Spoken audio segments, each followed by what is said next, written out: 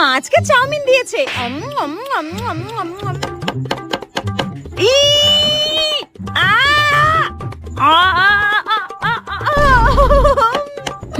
আরে এটা কি হচ্ছে? আরে এটা কি করছিস তুই?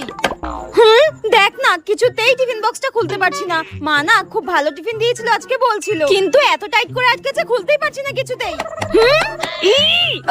বলছি শোন না, তুই তো টিফিন থেকে আমাকে একটু টিফিন দিবি রে, আমার না খুব খিদে পেয়েছে। আর একটুখানি পরেই টিফিন শেষের বেল পড়ে যাবে, আর টিফিন খেতে পারবো না।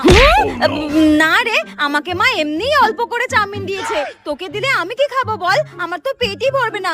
না রে সরি, শাকচুনি একটা, নিজে যখন টিফিন আনতো না তখন আমার থেকে খেত, আমি খুলে নেবো যা।